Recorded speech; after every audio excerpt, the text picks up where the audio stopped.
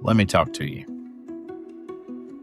Jesus tells us in Luke 15:4, as he's telling a parable to a large crowd of people, he said, "What man of you, having 100 sheep, if he's lost one of them, does he not leave the 99 in the open country and go after the one that's lost until he finds it?" And then in John 10:11, he says something that connects the stories together. He says, "I am the good shepherd, and the good shepherd lays down his life for the sheep." Guys, let's stop lying to ourselves. We look at brokenness in this world, we see trauma on the streets, and we have quiet wars raging inside of our homes and our own minds. And we try to fix it with raw human strength. We build up walls, put on masks, and we pretend to have it all under control while silently drowning in the dark. Today marks a line in the sand for this show. Once a month, we're stepping out of our usual mental health conversations to launch a brand new series called Initiative 99. It's named after a radical truth that the Good Shepherd will intentionally leave the 99 who are safe on the hillside to hunt down the single one who is lost, bleeding out, and completely running out of hope. This series is about the raw, unfiltered reality of faith in Jesus and how he pursues us when we are at our absolute lowest. To launch this series, we are bringing in a powerhouse. He's a frontline veteran who survived the high-acuity, hyper-violent trenches of Oakland, California. As a highly decorated former firefighter and paramedic, he spent years performing under extreme pressure, earning national recognition for life-saving heroism on the front lines. He's now a best-selling author that you may recognize from writing The Rescuer, and has just released a vital new book entitled All We Need Is Jesus. His name, Jason Sautel. And for decades, he was the guy everyone called to save the day, pulling hundreds back from the edge while quietly calculating the logistics of his own suicide, until the Good Shepherd stepped into his darkness and pulled him out. If you came here looking for safe Sunday school answers or maybe religious platitudes, you came to the wrong place. You may want to pick something else to listen to. But if you're tired of faking the fine, if you're wrestling with your mental health, and if you're ready to see what happens when human armor gets replaced by radical grace, you need to hear this. Welcome to A Silent War Within. This is Initiative 99. Jason, thanks for coming and talking to us today. Thanks for jumping in. Hey, Kevin and Angel. It's such a blessing to be here with you guys today. And wow, that intro, man, I learned more about me than I knew about myself and stuff. I'm kind of a big deal there, you know? I feel like that we have very much not missed the mark, but maybe hidden the mark a little bit about where our drive and motivation for this mental health thing truly lies. I think that it comes from deep within, and an upbringing that I had, and also a life that I live now that's completely devoted to Jesus. And we do fail every day. And I think that really this parable of the lost sheep that we see in Scripture is very important. It shows us the heart of Jesus, that he will leave the 99 and go find the one. And thank God that at one time I was that one, and you were the one, and Angel, you were the one, that he walked away from the 99 others to come and find us. So I want to get into it with you, Jason, because I love your book. I'm really excited to begin to dig into this new book. Tell us about some of your history and how you got into the Oakland Fire Department and how all that went down. Yeah, well, you know, and I'm in agreement with you there too about faith-based when it comes to dealing with trauma and recovery and all that. And I think from our side, the way that we approach it is there's a toolbox out there for everyone. There's the secular side. I mean, there's people that are non-Christians that are struggling. If I told them, you have to go to Christian counseling, bro, I'm putting them in the wrong spot. But if my heart, which is driven by following the Lord, says, I just care for you, I want you to get the help that you deserve. And then by all means, while they're in there getting the help they deserve, I hope their head gets cleared up enough that, you know, they'll hear the voice of the Lord.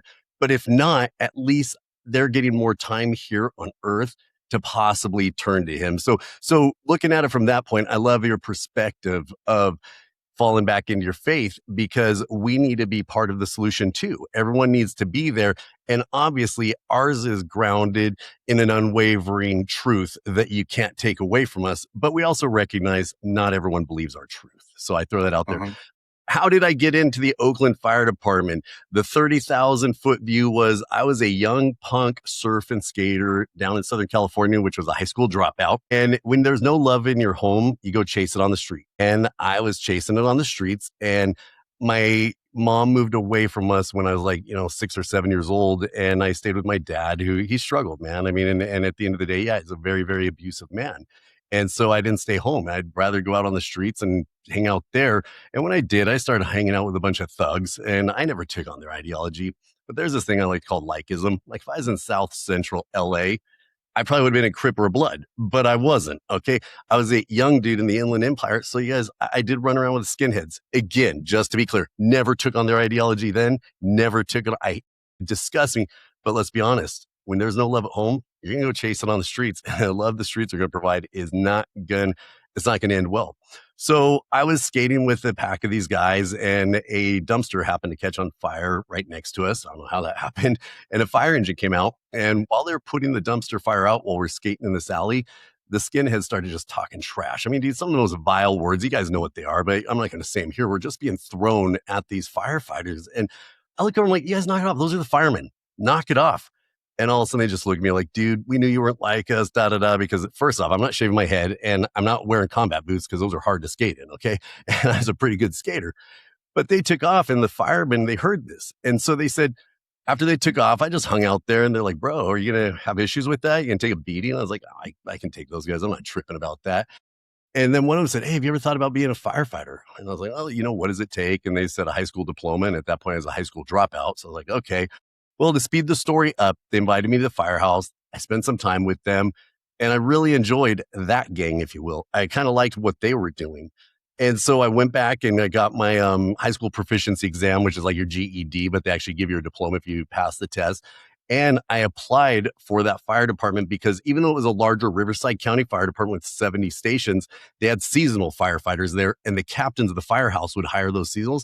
And that captain hired me on the spot, man, 2 days after my 18th birthday. So I started off with Riverside County Fire, which was in Southern California in 1993, which was the historic firestorms, which you guys see all over the news nowadays. Every year, but in 93, they were just everywhere. Malibu, Lagoon, the Inland Empire was burning up.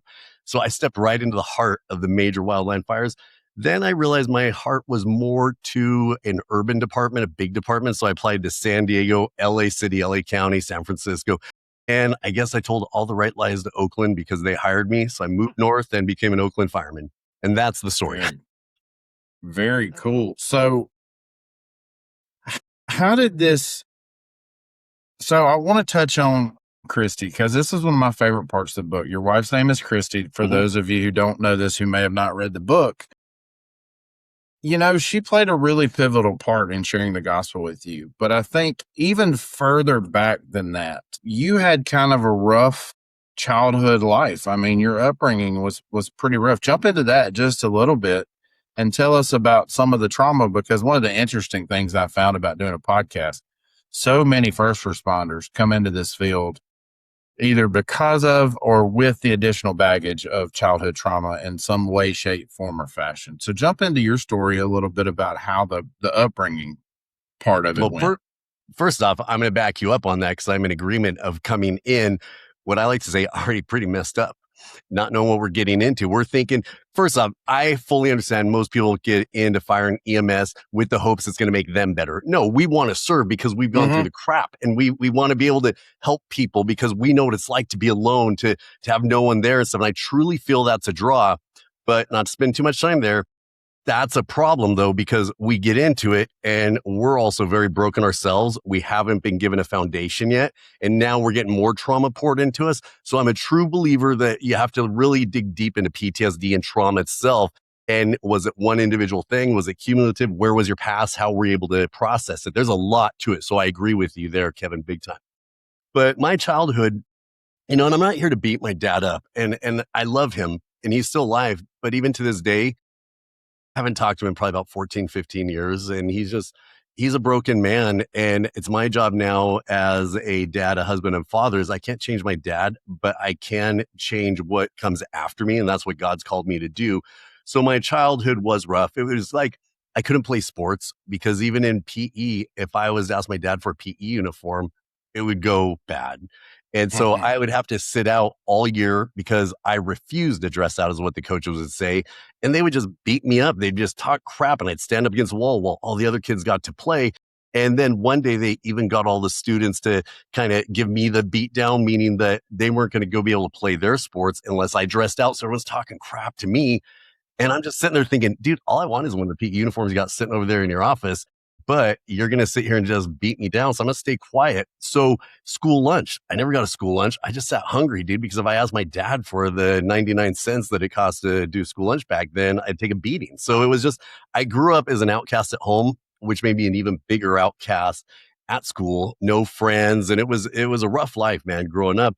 And what I absorbed was living in my own brain, living in myself, becoming basically my own God, because I all this stuff. It's not like I didn't hear people talking, the teachers and the nonsense of you can be whatever you want to be as long as you work hard enough. What a crock of crud that is, dude, because that's basically telling someone that they can be their God. And if that were the case, you guys, I would not be sitting here with you guys right now because I'd be playing in an NBA game right now, making, 80 million a year if I could do whatever I wanted to do and stuff. But the childhood was rough, man. And so when I had the opportunity to get a job that I could help other people, I didn't think it would like totally fix me, but I'm not gonna lie. I figured everything was going to get a lot better. And boy, was I wrong. And, until a beautiful young nursing student walked into my life, which is, my wife of 20 something years now. Please don't, I don't know dates and stuff, but 20 something years we've been married now. And yeah, she came in my life then and she is able to bring the gospel of Jesus Christ. And if you have specific questions, I'm happy to kind of go down that road. Yeah. I think so there was this moment in the book, and I don't want to spend too much time focusing on the book, obviously. I want to talk about you. But there's a moment in the book that you really believe that she's going to break up with you, and you really think that the way you kind of describe it really paints yourself as kind of worthless to what she's giving you. What I think what happens is what you see in yourself finally meets the good of Jesus and what radiates from this girl. And you don't feel like this is going to work out because, dude, from the moment you talked about in that book, how you first saw her and the feelings that you had, I was like, oh, that's his wife. I know that feeling all too well. That's his wife. Before even getting to the part where the relationship is actually successful and listening to it, that coffee, I think it was a coffee shop. It's a Barnes and Noble, wasn't it? Yeah, right next to where she worked, coffee shop at a Barnes and Noble. Right. Yeah. So when that meeting is happening, I am in my car driving, listening to this book going, oh gosh, please don't let them break up. Please don't let this be that kind of heartbreak story. But she really gave you sort of this grace, but also this ultimatum at the same time to say, hey, if you want to date me, you got to go to church with me. Yeah. So was it her doing that kind of led you to Christ? Yeah, obviously I can go to my whole, deep Reformed Baptist theology and tell you, the Holy Spirit, God and all that, but he uses us. He used a fireman who's an atheist still to this day to save my life. Okay. So he uses all of his creation, whether they've accepted him or not, he uses all of us. So with that being said, I'll get into the story of that was, yeah, man, every person I ever dated. And when I portray this image of being alone and dark and the evils, I was not evil. I was a cool guy. People loved me. They wanted to hang out with me. But when I went home, I shut the doors and I was alone. And when I was around people in a room and they were all partying, I was alone, dude. I was not feeling it. I didn't have the joy they did. But because as firefighters, we're trained to become the world's greatest liars because lying is part of our job, right? Oh, you are going to be okay. We're going to get you through this. We're bringing confidence. No, sir, I'm not having a bad day. I'm here to help you, even though I'm having a horrible thing happen at home. It trains us to be the most amazing liars on the face of the earth, which we can twist all bad things to use people. But boy, can we use it to destroy ourselves and our families too. And so when I met Christy, I just saw goodness and a light out of her. And it's not like I'm stupid to Jesus and who he was. I wasn't living in a cave somewhere, but I hated all things good because I knew as soon as good came in my life, this emptiness, this evilness, this black hole inside me was going to tear it up, chew it up. And so I got that thing where it was like in that meeting, it's kind of like this mindset. And you guys just go with me on this. Okay. It's like, oh, I asked you to dance and you say no. I didn't say, hey, I wanted to dance with you. I said, you look fat in those pants and I'll walk away. That was my personality. Like, I'm going to be that rude guy with the hard exterior. Like, no one rejects me. I reject myself. It's kind of how it goes. Right. But I was showing up expecting to be like, see how it went. And I was crushed, dude, because I never felt like this. I did not want to lose her. Bro, I even went out and I bought that Bible, right? And I'm not going to make fun of King James Bibles or whatever you want, even though we're America, we should have thrown that thing off with the T way back when and wrote our own immersion. I'm sorry, English version. I'm just joking with you guys. King Jamesers, I'm just joking. Take it down on me a notch.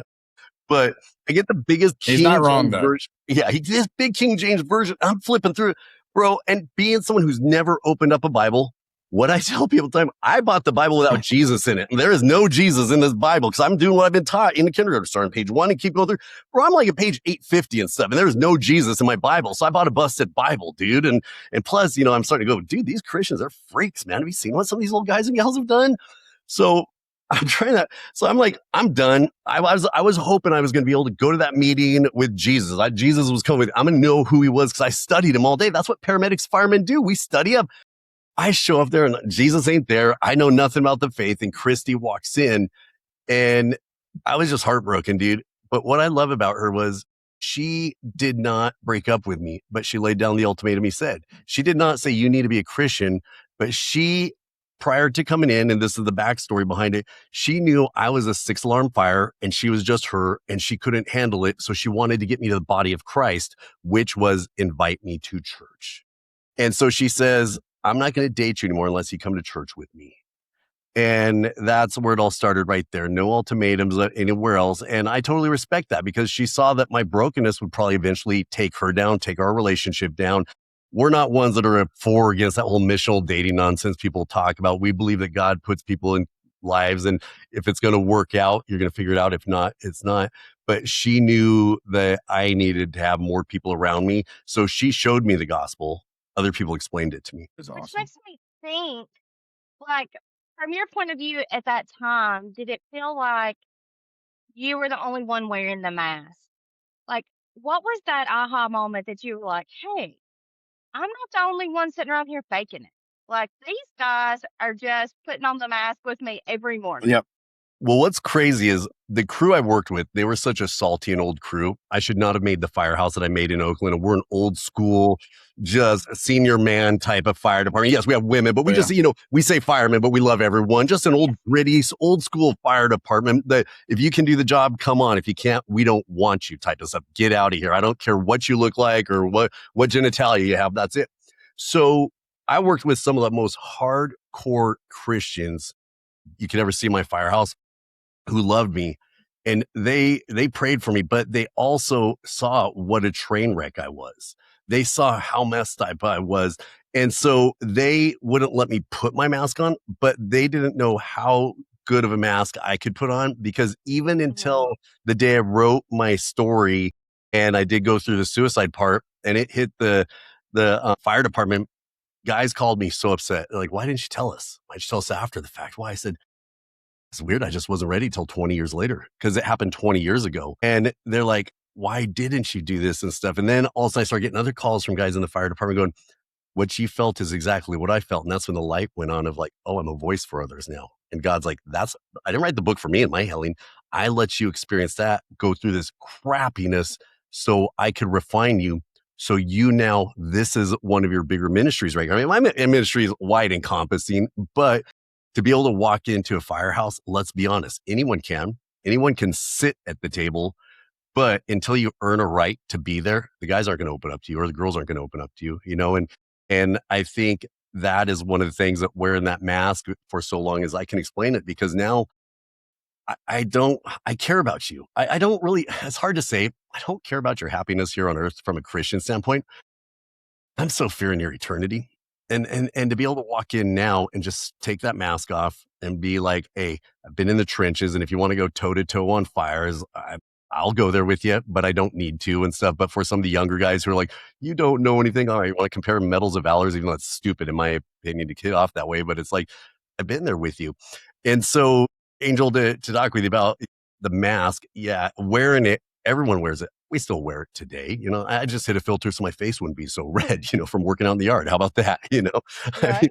I mean, and we all have these filters and stuff. But the last thing I want to throw out there about that is what helped me take mine off was Christy. She was vulnerable from the moment we met. Let's be honest, me being a single West Coast fireman, even way back then, 28, 29 years ago, or 20, whatever it was, I was making good money and my bank account was loaded, right? Because I had nowhere to spend it. She had no money and we were out for dinner. I jokingly said when they put the bill down, I grabbed like, no, if you pay for this, you don't get to go out with me again, and she flat out said, well, that's good because I couldn't pay for this anyways. And I said, what? And she was the first girl that ever been honest with me. She's like, no, seriously, I'm a true starving student. I work 2 jobs inside a restaurant and I work there just so I can eat for free.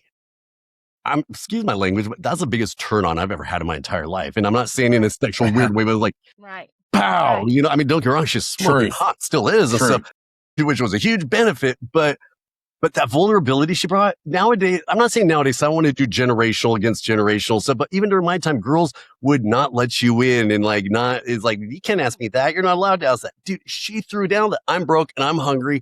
I'm the first person in my family to ever go to college. I'm busting my ass. Life sucks out there, but I'm going to try to push through and make it better. That was sexy. I'm not going to lie. Absolutely. Yes, because if you can't enjoy the good times or the bad times, then you don't get to enjoy the good times either. Right. You nailed it. Yeah. You need it to escape with you. See, yours is something deep rooted and that vulnerability and that honesty. And Angel over here, her turn on is her husband taking the trash to the road. So, I mean, hey, Angel, remember this though. When you take out the garbage, you never say a thing ever. When we take it out, we're going to let you know about 48 times that we took the garbage out. Absolutely. Just want to let you know that. Honey, I took the garbage. I did the lawn. Yeah, we got to let you know we did. I did the thing. Yeah, meanwhile, Christy cleans the house from top to bottom and she just goes right back to doing whatever she's doing without telling me, so. But the funny thing is that joke comes from Angel being involved in my wife and I's marriage group that we teach, or we don't really teach, we facilitate more so than anything else at our church. And one of the things that got brought up in that group, your garbage story is funny, but we also had somebody bring up that they find their husband so attractive when he's mowing the lawn. Well, I looked right at my wife and I said, babe, when I'm riding my lawnmower, do I look attractive to you? And she said, 0. Absolutely nope, not at all. Yeah. There's nothing. I was like, dang, I thought I had something there. I thought somebody had discovered something. And to interject in that conversation, I'll just throw it down to the young guys because we do teach at our church too, is you want to look sexy to her wife, do something that's going to free up her time. That's all I'm going to say. That's exactly right. Absolutely. You're exactly right. Take something off of her plate. That's the surefire way. But I think that to go back to kind of what we've been talking about, I think that we come into this job and we kind of had this, or at least I did. I had this very false pretense that I was going to be the hero in every scene. Everything was going to be the most critical patient you could think of because I'm paramedic by trade, and every patient was going to be critical, and that's just not. You go after the stub toe and all the silliness that people call for. And really, I think that there is a larger theme here that we almost have this savior complex to where we are attached to our last rescue or our last save or our last patient and how well we did. Mm-hmm. But I think one of the things that you do really well is you broke that down. You had a jumper, and I know you're probably tired of telling this story because you told it all over the country. Not at all. You had a jumper on the San Francisco Bridge, right? Mm-hmm. And you looked in his eyes and you saw something you recognized. Mm-hmm. So when you recognize that darkness, what did that feel like? And how can other responders recognize that darkness without maybe having that big event like you had? Yeah, not a problem. And it's the Bay Bridge between Oakland and San Francisco. And we've gotten plenty of jumpers over the years. And I'm going to say 99% of the time they come back over. It's a good ending. We're fine because most people that were in their life, they just pulled over, jumped off. And by the time we got there, we found a vacant vehicle. I'll be honest with you. But on that particular one, when I walked up to that guy, I want to be so clear. I didn't see evilness in his eyes like he was evil per se. I saw an emptiness. And it would be like, take the kindest looking person you've ever seen in your life, But let's take the Charles Manson's eyes and put them in there. Charles Manson has empty eyes that evil's invaded, right? And just has taken over. And so I'm not comparing this kind gentleman who hopped off. What I'm Sure. comparing is how evilness may make us react when we have no goodness. We feel all goodness is left. And when I looked into his eyes, it was empty. It was like when I look in the mirror to my eyes, it was just empty, dude. I saw nothing in there. And so when the evil came in, it didn't make me want to do evil stuff and do evil things. It just wanted Right. to overpower me, you know? And like Yep. I say, some people, it makes them do very, very evil things, especially if they have mental health and some other stuff going on there. It can be very, very bad stuff. So when he jumped off, I went back when I climbed on the fire engine, the same evilness that I first met when I was 5 years old and in kindergarten. And I was thrown in a closet in my kindergarten class because I was crying and wanted to see my mom and the teachers. I was disrupting the class and they threw me in a dark closet and they wouldn't let me out until I stopped crying in a janitor's closet.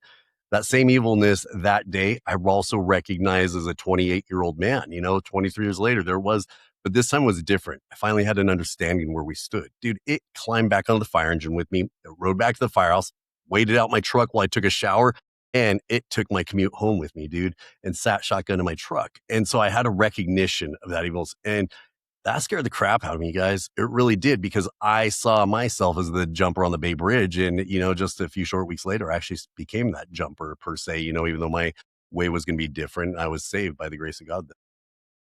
And that's a great point. And what I mean by that is, like, you talk about you being saved by God. And one of the things that I think we do, we try to shepherd ourselves. Mm-hmm. And we try to take care of our own lives. And many times we don't turn to who we know as the good shepherd and the father and the protector and the pursuer. We don't turn there immediately until we have this life-shaking event as you had. Right. How can we avoid as go back to the time where you didn't have God in your life? Mm-hmm. What is something different that you could have done to avoid some of these life-shaking moments that make you turn to God? Recognize goodness. It's so hard because, as a Christian, we know goodness comes from, but there's no good here. We're not good. Nothing's good. Our actions truly aren't good. We glorify God through our actions, if you really think about it, because it all comes from him. So as a non-Christian, people are going to say, oh, so I'm just a bad person. No, I'm not saying that stuff. But recognize the goodness. And for me, you guys, I'll be honest with you, I have to give the truth out there. I saw no goodness anywhere. People would tell me, go buy that big truck. Bro, I went out and bought that big truck because that's going to make me happy and make life good. Okay, well, a couple days, cool to have a truck. Then I put a boat behind it. Then I go out to the river partying. Then, you guys, I'm not an alcoholic, don't do the whole drug scene stuff. But you know what? I'd go to the bars and hang out with the guys. There was no goodness there. I was miserable there. Everything that was good would make me feel good for about 5 to 10 minutes. And then I was empty again, dude. And so I had to find something where, like, being at work and being on mission with everyone else, when you're part of a mission and you're part of something bigger than yourself and you're doing it because you want to do things for other people, that's where you find the goodness. So as a Christian or non-Christian alone, but I'm speaking to Christians here too, I always tell people, don't look for happiness in the outcomes. Otherwise, this life is going to suck, because this life ends at death for non-Christians. That sucks. You're having ups and downs. The downs usually hit more than the ups do. I'll be honest in that. And so if you're looking for, I want to get happiness out of the outcomes, it's going to suck. Find happiness in the obedience. Find happiness that you've been blessed with the most killer job on the face of earth to provide for other people. Do what you can do, that you've been called, and you're going to give compassion, care. And even though our kind of compassion can hurt sometimes by jabbing needles in people and holding them down and doing stuff, find joy in that, but do not find joy in the outcomes, because God's going to handle the outcomes, and we don't always understand his big, perfect picture, but I guarantee you it's better than ours. So when someone dies, and you guys, I work in a city where we're number one per capita in the United States for fire-related fatalities. So you come to Oakland, you are pulling people out of burning buildings and doing mouth to mouth on them. It's just how it, well, not nowadays. I mean, but doing bag masks and all that other stuff. But you are going to do it. And you guys, there's no joy in making those grabs. Even when someone survives, yeah, I maybe pulled them out, but they're burnt to crap and they're soot covered and they're having all these medical emergencies, and their house got destroyed and all these medical bills. So what I get joy in is, thank you, God, for giving me these gifts and abilities to be there. I give it all to you. Thank you so much. Now I'm going to be honest, you guys. when you do get that call, and personally, I never wanted to know. When I drop off, I walk away. There, even to this day, is staying a licensed paramedic, but I haven't worked for one for many years. I am of the mindset I don't want to know, because my job was the obedience side, and it's a safety mechanism I built in and stuff.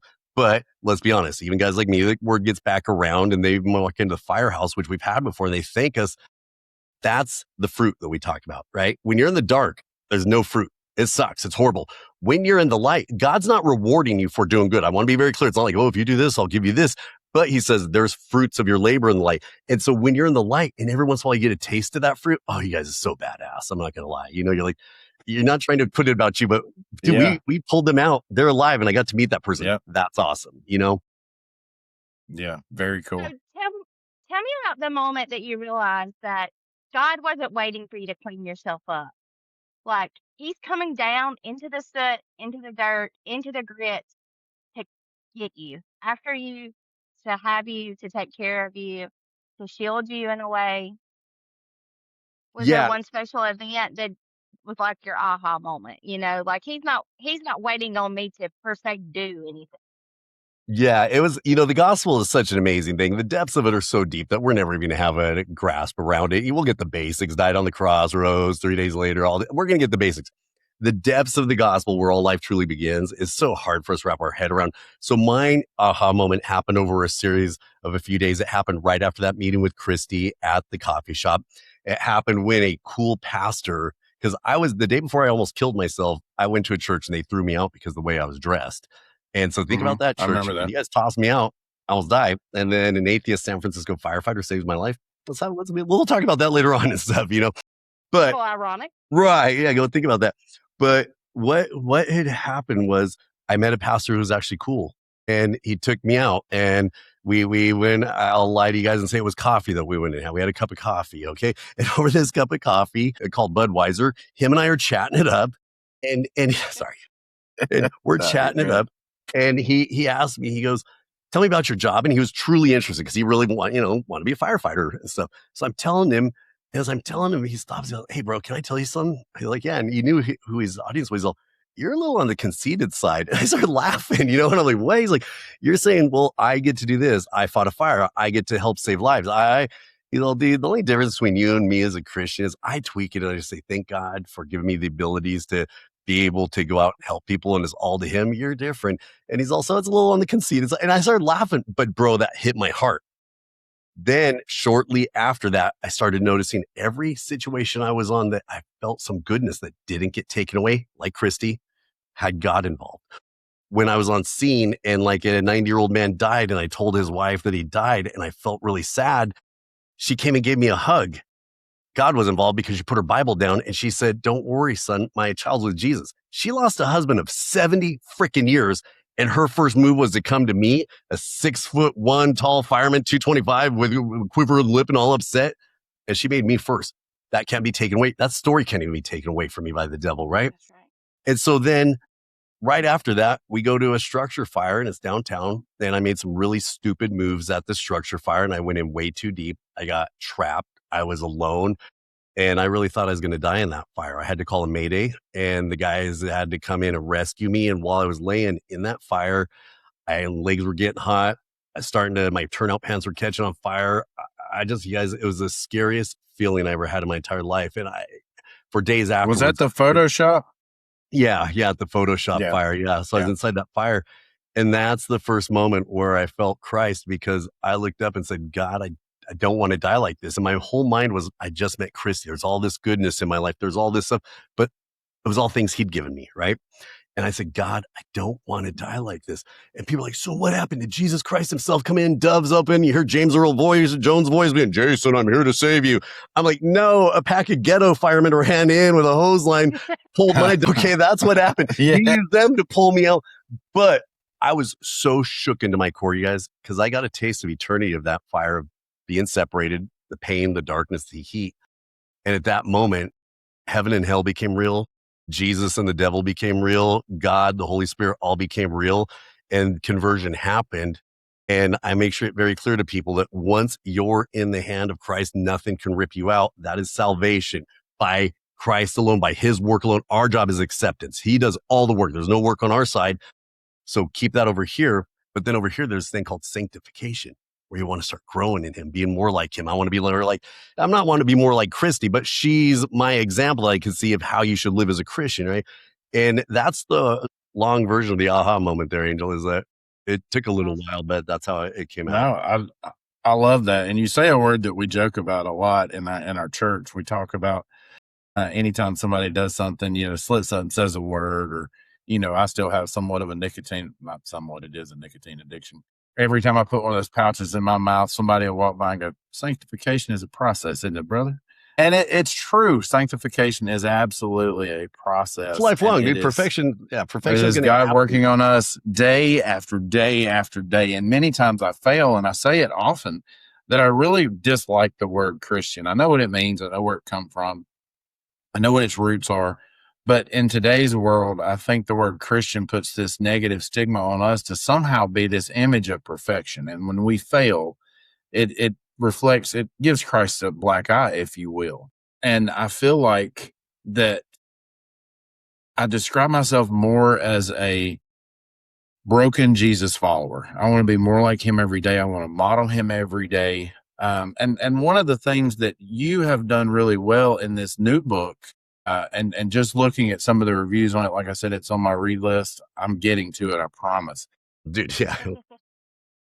Is you have integrated some of what you talked about in The Rescuer into this book and really given a game plan of how you continue to sanctify, how you continue to be sanctified. Yeah, it's I'm sorry, go ahead. And that, well, it really looks like just reading some of the actual like reviews of it and overviews of it, is that you've put it in almost like a devotional format. Is that right? It is. Yeah, it's a 90-day devotional. And to be honest, sir, what it is, here's my take on the whole thing, man. The moment I became a Christian, people are like, dude, so everything got better, right? You guys are always, not you guys, but people always think the world like, no, life still sucked. I still went on a rape the next day. Yep. Babies were dying. Murders are happening. I still have depression. I still have anxiety. It sucks on so many levels, but check this out. I now have this little thing I've never had called hope. I now realize this is not what I'm created for. I'm traveling through. You have this little pinpoint right here. My pink is where I'm at right now. But then there's this whole thing, eternity, that I've actually been created to it. And that's what I'm going to enter into. And I have hope for that. But I've also been given the tools I need to make it through. So when people say, oh, I'm going to pray for a better life, I'm like, read your Bible. It ain't going to happen.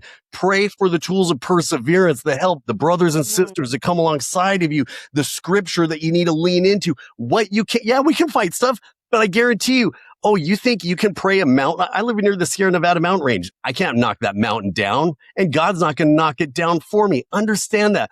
But he's given me what I can do. And he says that mountain was the separation between you and our Father, and I've knocked it down. You're good. I've won the war, but the battles are still going to be there. Why? Because I'm using those to refine you, and you are not going to become perfect until day one. And I see everyone in EMS just beating her. Don't drink a power drink. Don't have a thing of nicotine. Don't have a smoke. Don't do this. Don't do that. Well, my take on it is this. If anyone ever comes at me, and I don't drink personally, I just don't drink, not because I'm against it. I'm a diabetic, so I just can't. And it is not my thing. I'd rather save my calories for something I want, something else for Christy to knock out of my hand, like a Sunday or something. But with that being said, everyone's beating everyone up about stuff. I'm like, shut up. If I say I need this nicotine, and you go, Kevin, you come here, I need this hit of nicotine. I'm going to say, well, okay, hold on just one sec. Why do you need it? Let's talk about who you truly need. And I'm cool to partaking in that. Who cares, dude? It's like a drink. If someone's a non-alcoholic, they don't have issues with it, and they say, I need a beer, I say, no, you don't need one. I'll let you get to it in a few minutes, but let's have a talk over here first. You need Jesus, okay? But I'm a believer that we've also been given things we can use to help us through, as long as it's not true total addiction that we go to first. It's an addiction that's going to take us downhill. It's an addiction that's going to hurt first us and those around us. I'm 100% against that, if you're that type of person. And so, and I'll walk alongside you through that. So that's why I tell Christians, chill out. Okay, just chill out a little, or what I like to say, followers of Christ, whatever you want and stuff. That what we are, we're now living the way. That's truly what it's called. Our faith is called the way. If you really look at it in the book of Acts, we're now following the way to the Father, which is through Christ. We don't work our way to him. Christ got us there. Now he's showing us how to sanctify in him. And if you could get perfect, first off, then the Bible would be a lie and we wouldn't need Jesus. Okay. There you go. That's awesome. Which makes me think about hope and faith kind of sound cynical in the beginning before you started that process. Like, that's a joke. Yeah, right. Like, how could I ever believe that? What's that Yeah. going to get me? Yeah, I've thrown pastors out of my firehouse before, and I used to call the Bible book of lies and stuff. And, that my nickname was the demon seed in the firehouse. So the Yeah. guys still tag that name on me to this day. So yeah, and I was cynical. I was cynical because I hated all things good, including Christians, Right, right.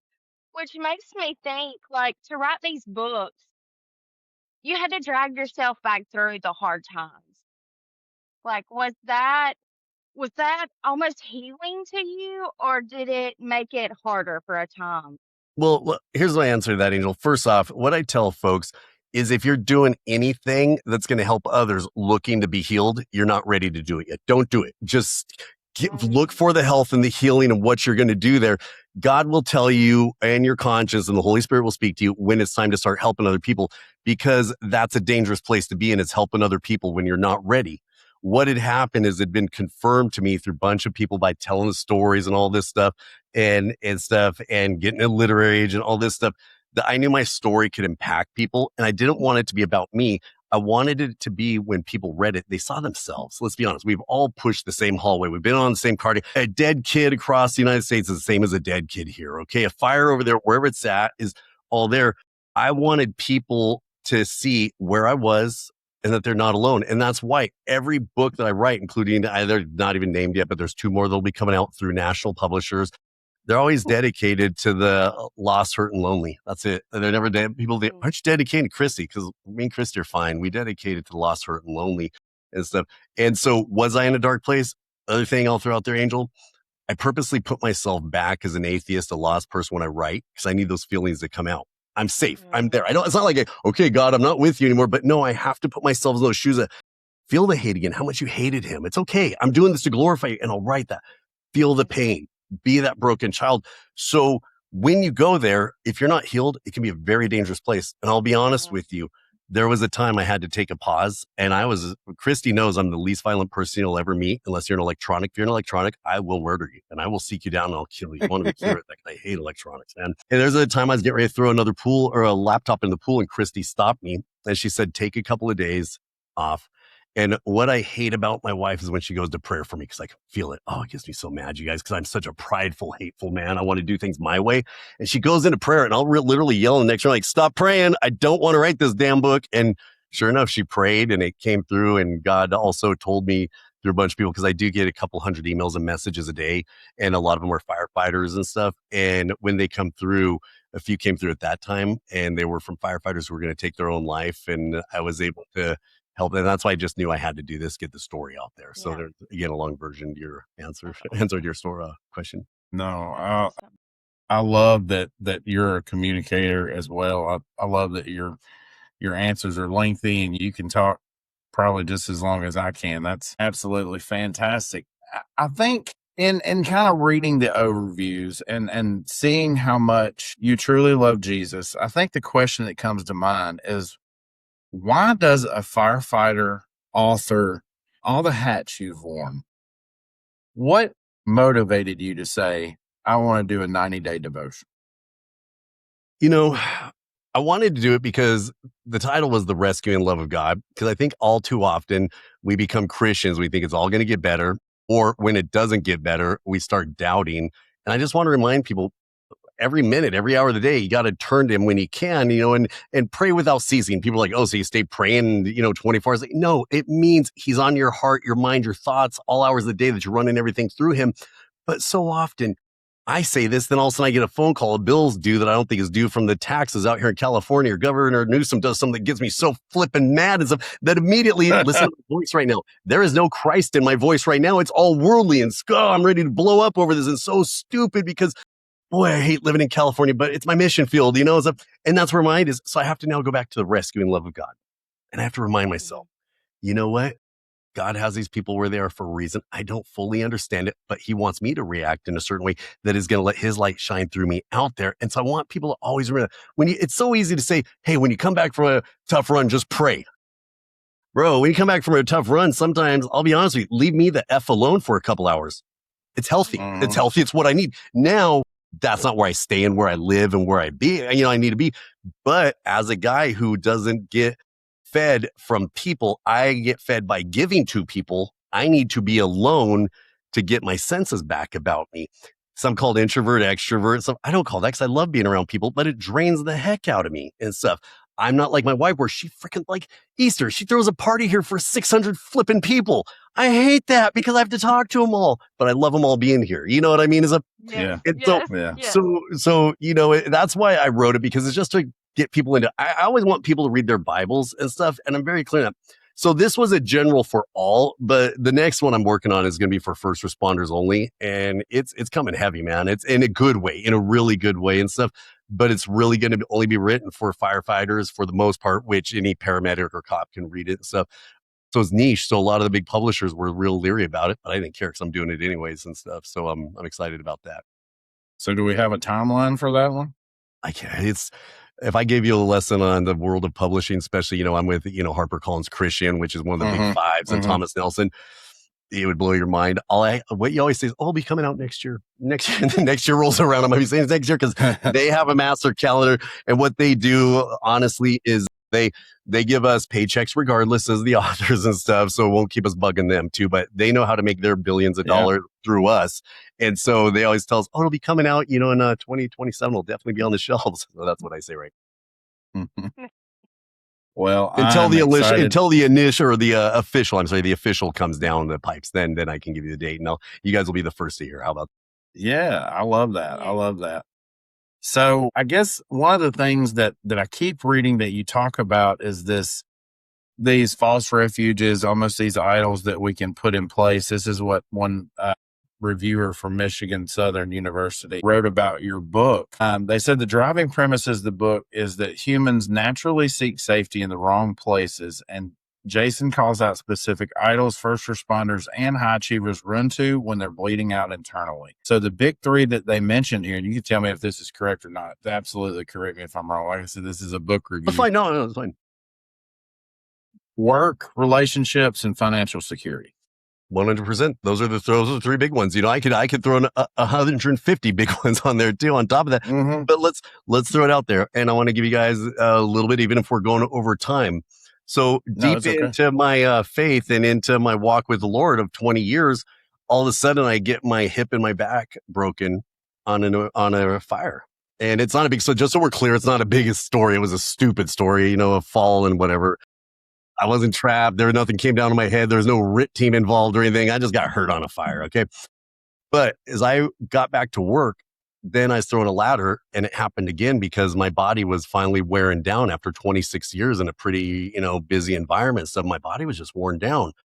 And the day that the doctor came into the room and looked at me and said, "You're never going to be a fireman again," you guys, as the most faithful man who at this point, I was speaking nationally on my faith, I'm not pastor at my church, but I'm one of the elders that's in line that I speak on the weekends and I give the sermons when needed and stuff.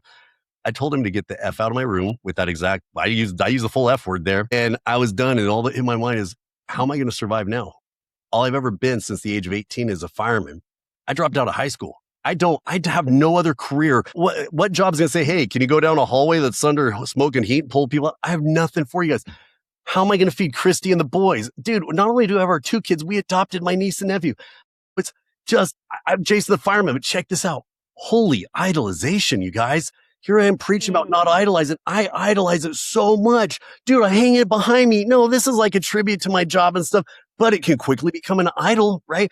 I'm Jason the fireman. All my recognition comes from being a fireman. I have some great rescue stories that went nationally and stuff. And so quickly do we idolize the job without we're thinking about it, right? It's all about the job. Then what do? Oh, when something bad happens, I'm going to fall back into only the guys and the girls that I've worked with because they know what I've been through, right? Holy idolization and stuff. But then if I get that extra overtime shift and we go to Maui, life's going to be better. Then I'm in Maui and I'm still having nightmares and all this other stuff. You're idolizing all this other stuff. The only one who's going to walk you through it is the Lord, Jesus Christ. He is it. He's the only one that's going to take you through it, from it, into it, past it, all of this stuff where idolization is going to hold you into it. It's going to chain you to it and you're not going to come out of it. And I want to be clear, I'm guilty of it all the time too. So is everyone else and stuff. So don't think I'm talking down to anyone, but being your job. Here's my thing. Firefighter, big deal. It's your job. Teacher, oh, big deal. It's your job. Now get there and do the job the best you can, but don't let it become who you are. It's a job you're blessed to do. That's how you got to look at it. And when the crap comes, make sure that you have things in place to help pull you through it. I think That that is is a thing that we see, like all just the time. the people that come in with the child abuse, trauma before this job, and that they don't have a plan when things go south. That there's no light at the end of the tunnel is what we feel like. What about, like, for the listener that hears that, Jesus is all that you need, and they're like, no, my problem's too complicated, my life's too complicated. What would be your advice? I'm not a person, I hate that term of I know what you're saying, I know what you're feeling. But again, when I'm talking to someone who's not a follower of Christ, I fall back into the days when I wasn't a follower of Christ and what just drove me nuts, right? Like, okay, so you're the saved crowd, we're the crap crowd, you find the happiness, we get to sit here in the darkness, everything absolutely sucks. What I tell them is I just come alongside them honestly and I say, has everything you've gone through worked yet for the long term or the long haul? And even if you've gone through that, when it falls away and you use it again, does it help you move forward? Because I used to use all those same tools and they never worked. Now, the only thing I can do is give you truth. And myself, Jason Sautel, I don't follow commitments for more than 5 or 6 days. That's why I need people around me. How has it been that my life has taken this drastic turn from just hating all things Christianity to now I have hope and it carries me through, and all this stuff that you use I thought would work never worked. I now use it in a way that my Bible says use it this way and it will work, because God created psychology, God created medicine, God created all this stuff, but he also gave us a way saying you need to steward it this way. You need to use it in this way here. This is the hierarchy of how you use each thing. This is how I want you to use it. And it has worked for me. So I try not to put out my therapeutic plan out there because it might hurt someone, right? I truly believe that. Just like people all the time come in like, Jason, stop saying PTSD because it's post-traumatic stress disorder. And I'm like, shut up. You're the problem, okay? Guess what? You're the problem right there. Tell me what I can and can't think. Let's break it down like this. Trauma causes pain and pain sucks. Name it what you want, but you're the problem. Give it a name or a mantra is going to make it better and make people want to grow out of it. Oh, it's post-traumatic stress growing order. Oh, shut up. I don't want to hear that nonsense. Just say pain sucks and pain hurts us all, but check it out. This is the way you can work your way through it. That's helped me. Latch onto it if you want. I can't force you to do it, but come back to me if you want more about it and stuff. And so my true plan was, you guys, I never went through 100% therapy. I never went through a program. And I am for, just so we're clear, I am for those live-in centers, all that. I can't. It would actually do worse for me to be in. It was through the book of my Bible, through family, through friends, through my local church, through reading stuff, making friends who have walked through this before me, making friends who are doctors and counselors. That has been my thing. And I'm telling you right now, there's psychologists that are watching this or psychiatrists tell me I'm full of crap. I'm not. But I'm not telling someone else to not go to them and use them because they are needed. It is. Last thing I'll say about this, think about this, Kevin, as a paramedic. If someone is having a heart attack, a true, an MI, I mean, they're having a STEMI, and we treat them as if they're having pleuritic chest pain, we could possibly kill them. Vice versa, if we treat someone that's having pleuritic chest pain as if they're having a STEMI, we could kill them. We have to now look at the root of each person. What do? When we get on scene? We assess the person. If they're having a stroke or if they're having a heart attack, they're treated totally different. But at the end of the day, what do we want to do? Get them to the help that they need, which is healed. That is the same thing I look at with the trauma on the job. Is my childhood trauma. When a doctor looked at me once, she's like, your PTSD has PTSD. Wow, that's quite the story. You have layers, bro. You're like they say that ogre with the onion and stuff. You keep peeling back and you found more trauma in me. But then you look at someone else, And maybe it's their first time they came from a Christian background. Like my kids, my oldest is a fireman, my youngest is middle-aged becoming a fireman now, but I'm grounding them on what they can do, which is if you ground in on your faith and you work on your health and you work on your mental health, those are the things you can control working on them. So when the things hit, you have a foundation. I didn't have that. And so therefore someone else like my son may go to his first, pediatric arrest or horrible, nasty scene where you're seeing the internal parts of bodies and it's going to crush him. And he truly is going to have a level of PTSD after that and stuff.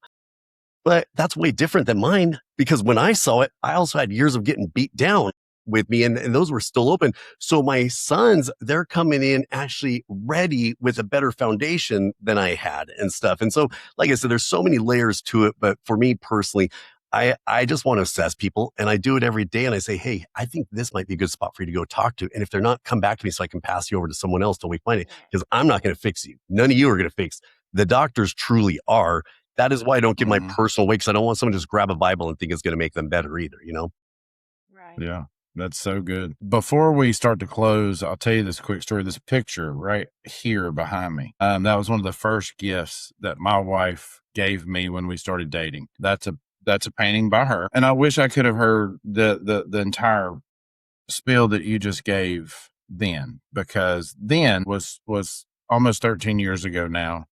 And I was broken. I was not dealing with it. I didn't know how to deal with it. I was what I like to call inherently a Christian because I'd grown up in the church my entire life, had been surrounded with this purpose, but had, because of some earlier life church trauma, I said, no more church. Oh, totally. I'll still be a Christian, but I'm not gonna be in that body of believers because it was all governmental policy to me. Like that was a lot of what the Baptist church is.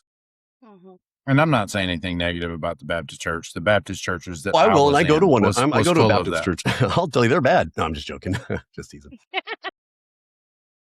But 13 years ago, I was wrapped up in that sign right there. And not just the painting, but what it stood for. I was Kevin the paramedic. I didn't know how to separate that identity. I didn't even remember the verses that talked about my identity in Christ. And in 2021, Angel knows my timeline better than I do. 21, I think so. I had this huge blow up on my family, so much so that it scared my family because I was so angry and just rage filled. And I didn't hurt anybody, but I hurt my shed. I was outside. Dude, there's been a hole. Yeah, I've put holes in walls. I got that, dude. Yeah. But so much so that they left. And once I started going to therapy and starting to peel back the layers, there was so much cumulative trauma there of all the things I'd seen, experienced, even as far back as childhood, things that in my mind I'd let go years ago. But once you start to talk about it, all this stuff starts flowing out. And what I had to realize is that is not my identity. My identity is that I'm the image bearer of God and that I was chosen by him to do a profession that I was good at.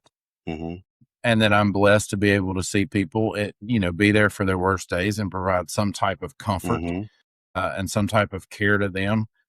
So I really wish that people would just grasp that idea. One of the things, and I've said this before, one of the things that my therapist made me do early on in therapy, she's like, buy a shower mirror. She made me go on Amazon, buy a little shower mirror that I could stick up. She said, every morning you have to go tell yourself because I had a lot of negative self-image.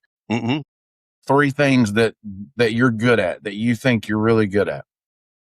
And the first couple of days it started off, you're a good paramedic. Okay. That was the main identity for myself. And then it got into, okay, you're a good dad. You're a good husband. You can draw, you talk well, and then it kept building. And then finally I had this really, I'm not going to say Paul style, but very, very dramatic kind of awakening to what I've known my whole life, that Jesus should be, that God should be the center of it all. And that Jesus is the one we follow and he pursues us even in some of our worst places and our darkest places. And it was only then that I started looking at that little mirror and realizing and starting to tell myself, hey, you're made in the image of God. He loves you. He tracks you down. He'll follow you everywhere until you finally just turn around. He is the prodigal son's father waiting on the porch, to see you come over the hill. And he's going to run to you and embrace you and celebrate your return. So I think that everything you said has just been so powerful. You can tell that you speak all the time because some of the stuff that you pour out of you is just so good. But as we wrap up, like, what's the message? If there's nothing else that they hear, if there's one clip that we cut and put out to everybody that can see it, what's the one thing you tell people? Well, first off, I'll say I'm here at your discretional time, you guys. This is my Friday afternoon. I love talking with you guys, so don't worry about times. Second of all, we started off this conversation. I'll be honest, I love showing behind the scenes of, a couple emails back and forth of what we might talk about and everything. And I'm going to be honest with you, Kevin. I only read the first couple things and then I stop right there because I love an organic conversation as the interviewee. Okay. As the interviewer, I totally get keeping a line and everything. Yeah. And stuff. But I don't want to know because I just want you to fire for me. And that's also how I hit my speaking engagements. You'll laugh. I have a good idea of what I'm going to bring to a speaking engagement. I had a head injury about 2.5 years ago. It jacked me up bad. So it's taking me a little long. The process takes a bit longer now, and my speaking pattern is a bit off, which I'm still healing from. But with that being said, when you started off with the grittiness of going out and getting the one and leaving the 99 behind, what does that look like? Well, I'm going to tell all the listeners right now, rewind this back and start over again. That's what it looks like. That's what going out and getting the one is, you guys. It's about putting yourself out there. It's about like I said, I don't want to say, oh, look at Oakland, but I worked in a district in West Oakland, 3 doors down where the Black Panther Party started up. Loved our community, everything that happened. Man, there was a lot of crime in there. And come 3 a.m., we'd usually be on our 20th run already. And I'm not trying to fake the numbers. Second fire where we're actually first due through the front door and had overhaul for 3 hours. So we're whooped, man. I didn't want to get out of bed, dude. I was like, forget this, dude. I had to get out of bed because that one guy with that BS bellyache that I did not want to go to, that why is a grown man with a working car, but he can't get himself to the hospital? He's calling me and I could show up so pissed off and tell me, do you know there's people out there that really need me and you're wasting my time? And there's people that could burn to death because you're calling me for your stupid, I don't care if your appendix even bursts. You got 2 days, so you're going to die, you idiot. Get in your car and go. I show up with that attitude. I did not show up for the one. I showed up with pride and attitude. You guys, the one is the one that's in front of you. That's who it is. And you may not even know who it is. So when I show up to that guy, I need to put it all aside. He might be the only encounter, and I'm not saying I'm God or Jesus or anything, that he felt God or Jesus through for that day. This is why when you go online, you'll see old Jason talking politics and going all out. But check this out. If I have a libtard, I can't say that word. I'm sorry. If I have a very liberal person in front of me and I start going at him with my views, and all of a sudden my views, and we start going at it, and I'm saying this and we're saying that, and that God actually put that person in me because I was going to be the only person that week that was going to give them the gospel of Jesus Christ through either my words or just my actions. I screwed up. I screwed up miserably. Now, let's you and I in it closer. I will go politics day and day, and we'll even go into deep Baptist theology because I go to a Baptist church and I can't stand Baptists, but I go there because I love reading line by line, but their traditions, I'm reforming the Baptist church. I'm getting in there and saying, all these traditions are stupid. Don't let your traditions get in the way of other people's faith. But we'll have those conversations. But what I want to hit with you guys to answer that question, man, is what I would really like to leave people with too is if you were lost, hurt, lonely, I'm not telling you to go buy my book. I'm the worst book salesman on the face of the earth and drives my publisher nuts. But I will say is I walked in the darkness for the first 28 years of my life. And man, that separation from God, that's hell. That's hell. We can go into and say about what's burning, the gnarling of the teeth. I know scripture through and through because I'm in my Bible 4 to 5 hours a day doing seminary, all that stuff. I'm not going to go there. I let that drive the way that I try to evangelize people. But with that being said, the true hell is the separation from God because I was truly separated from him for 28 years. And you guys, I was a surfer. I was a punk. I could score the hot chick. I could do all that stuff. I was that little young punk fireman that would flash his badge at a bar while buying drinks, hoping some chick was. I embarrassed myself even talking about that. When I did it with Christy, she looked at it and said, what are you, a cop or something? I'm not impressed. And I was like, oh, that's hot. Okay. But I was that guy. But even then, I was freaking miserable, you guys. I didn't want to be here anymore. I really didn't. But then all of a sudden, when I got a spark of hope, And all of a sudden that hope became reality. And all these lies in my head that I thought were truths became lies. All these truths actually became lies. It was like this flip happened to me. And then I was able to look and I could truly see what was my fault and what was not my fault. That's what I want people to think about. Yeah, things are our fault, totally our fault. But the best thing about it is our faults were nailed to the cross, paid in full. And when we're standing in court, Jesus is going to say, I handle it. Guess what? Not our righteousness is setting us free. It is his righteousness, our faith in him that set us free. God's going to look at us and say, not guilty, go on in and stuff. And then there's this beauty, and to have hope in that is amazing. And to now go out on that shooting, that stabbing, watching someone's house burn while you're trying to put it out and stuff. I now can sit there and say, you know what? This isn't my fault and it's sad, but there's going to be something good that we can pull out of that. And I just want people to hear that, man, because that's what pulls me through, because I still struggle with depression. I don't struggle with anxiety. I struggle with depression relating to anxiety because I'm freaked out when the depression's going to hit up type of stuff. But you know what? I can actually go to my Bible and I have ways to work through it now. So where before nothing was working. So I want to let people know that if you're not a Christian, I want you guys to get help. There is help for you guys. And I want you to go with where you feel you're going to get the best help. But don't forget anything that we're talking about here either. And, hit me up. There's multiple ways to hit me up if you ever have further questions. I'd love to just have that talk with you because I'm not scared about talking about Jesus. I'm not going to bring him in an arrogant way. I have no agenda behind me whatsoever. I'm a Christian in an unchristian world. You're not an unsaved person in a Christian world. It's actually opposite, so I'm the minority here, and I don't mind being the minority, and I love to talking to the majority, and I'm not scared, and I'll have those conversations with people. Well, guys, I know you always sign off. I see the numbers. I see the chart of when you guys drop off. Don't drop off. Okay. So to close our show, we always kind of do the same thing. But Jason, something that I thought about Jason, our co-host, for some reason right then, and just the face wasn't there. Jason, do you have any questions for us? You know what? I have a million questions for you guys, but I'm a why guy. Why do you guys do what you do? And let's leave it with this show, because I know we go into your work and all that, but let's stick with the show. Why? What drives you to do the show? So I talked about it a little bit. I had a really bad call in 2017 that really opened up the can of worms in 2021.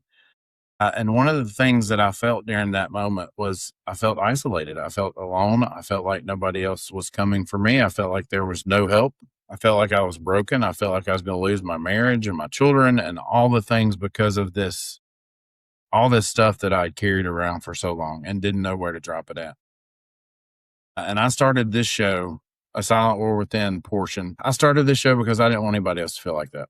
I wanted people to know that they did have hope, that they did have somebody that could relate, that they had a safe place to land. This new series, Initiative 99, which hopefully will go on for a very long time, it's just really been laid on my heart. Like, we haven't hid our faith. We've written multiple times about our faith, and somehow almost every episode turns to faith being the backing of a lot of what we do when we interview guests.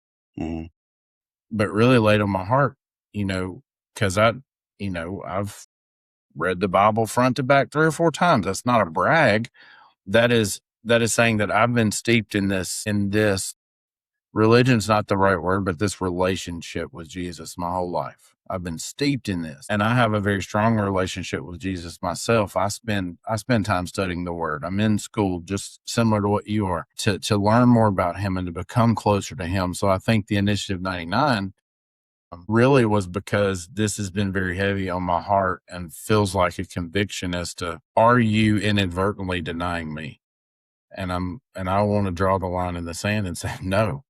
We are not denying Jesus. We are saying that Jesus is our reason for continuing this, the reason we have the hard conversations, and the reason we talk about stuff that there's a lot of people that are unwilling to talk about.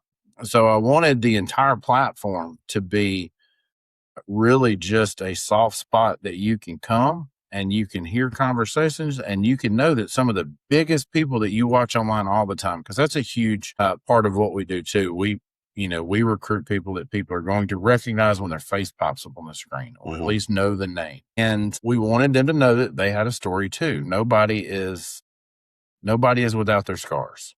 Mm-hmm. Most people are not without skeletons in the closet. It's just how willing you are to bring those out and talk about them. And what we found And what we found in doing that is that, we receive some very similar emails that say that we've made a difference in someone's life, or, oh, I didn't know that guy had that story.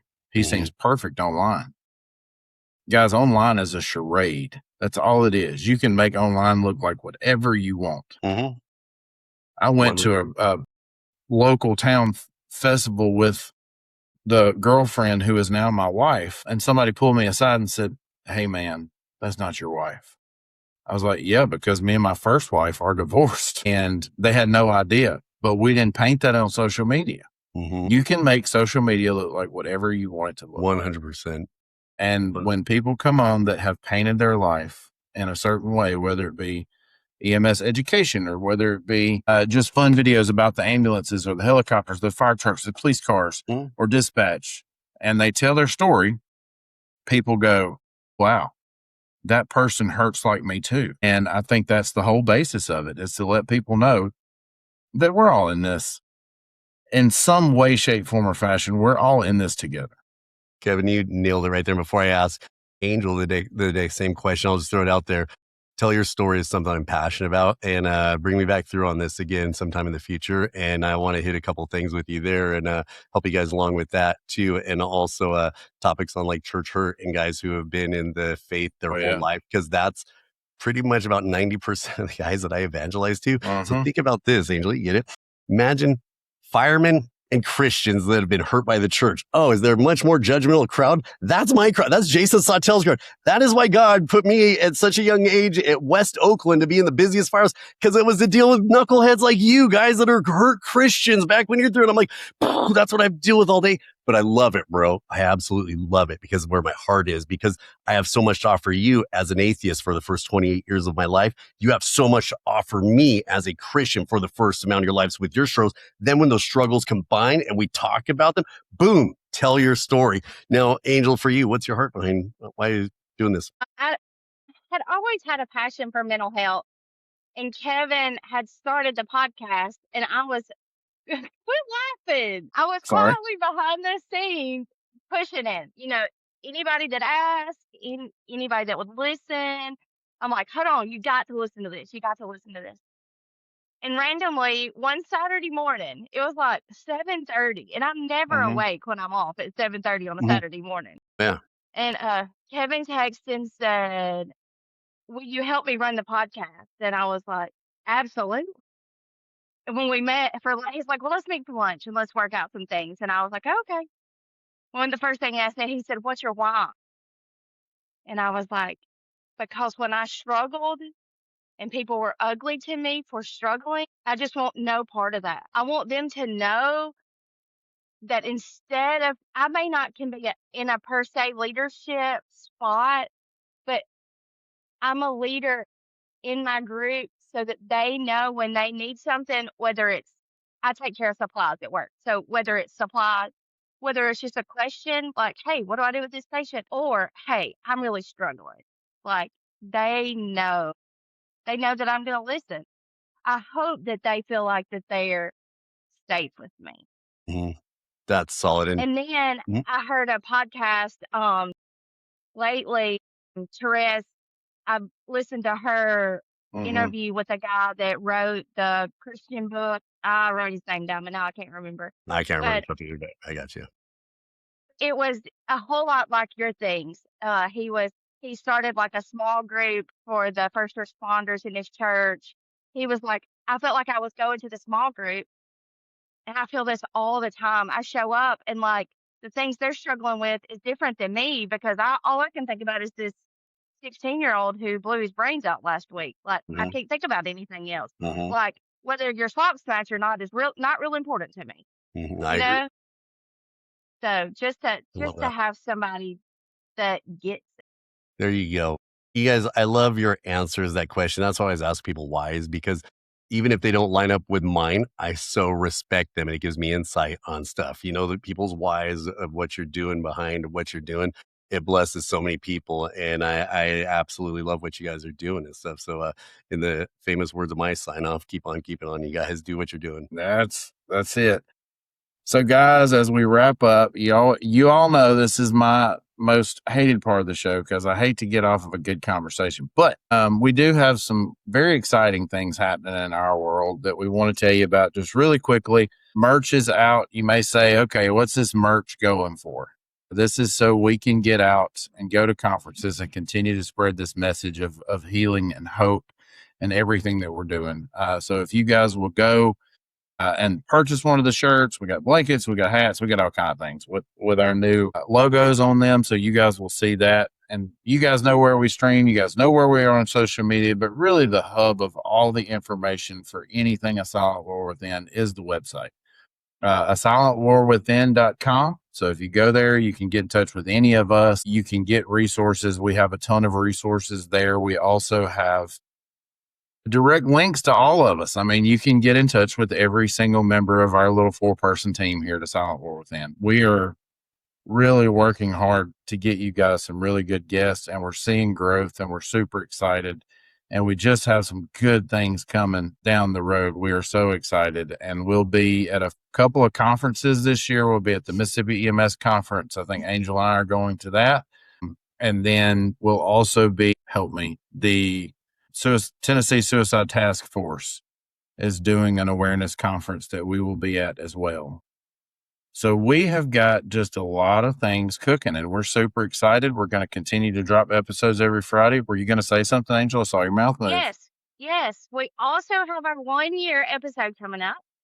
We do, but by the time this episode airs, that one will be before this one. You're See, right. I'm sorry. you in the timeline. I'm really excited about it. Okay. Yeah, me too. So we're actually recording that next week. So we're really excited. It's been a year. I think this is episode 64 or 5. So we've really, really dedicated ourselves to giving you a new episode every Friday. So as we close out, we always say the same thing. Be safe, take care of your mind, and we'll talk soon. Hope to see you next week, everybody. If you're listening to this right now, chances are you're exhausted. Not just physical tired from a long shift or a bad night's sleep. I'm talking about that bone-deep, soul-level exhaustion that comes from carrying a war inside your head for years, trying to be your own savior, trying to keep the house of cards from falling apart. You spent so long guarding your heart, putting up walls, and fighting every battle on your own terms. But today, the shepherd is inviting you to lay down the weapons. Here's the raw, unfiltered truth of the gospel. You don't have to carry this anymore. Jesus didn't come to condemn you. He came to rescue you. The Bible tells us that we've all fallen short, we've all sinned, we've all tried to run our own lives, and we've all ended up bleeding out in the dark because of it. But Jesus stepped into our wreckage. He went to the cross, took the full penalty for every single sin and failure you have ever committed, and paid it in full with his own blood. Then he broke the power of death and walked out of the grave so that you could have freedom. Salvation isn't a reward for good behavior. It's a gift for the broken. If you're ready to surrender and let Jesus take the wheel, you don't need a church altar or a speech. You just need a willing heart. Right where you are, no matter where that is, call out to him. Say, Jesus, I'm done running. I confess that I'm a sinner and I can't save myself. I believe you died on the cross for me and rose again. Forgive my past, heal my brokenness, and be the Lord of my life from this day forward. If you made that decision today, or if you prayed that prayer for the very first time, we want to hear about it. You do not have to walk this road alone. Go to asilentwarwithin.com right now, click the contact link, and just type 3 words, I chose Jesus. Or send us a private message on Facebook or Instagram or TikTok. We won't put your name in lights. We won't judge your past. We won't blast your story. We will simply reach back out, get a Bible in your hands, and stand shoulder to shoulder with you as a brother or sister in Christ. Be safe, take care of your mind. And remember, the war in your head is over the moment you yield to the shepherd.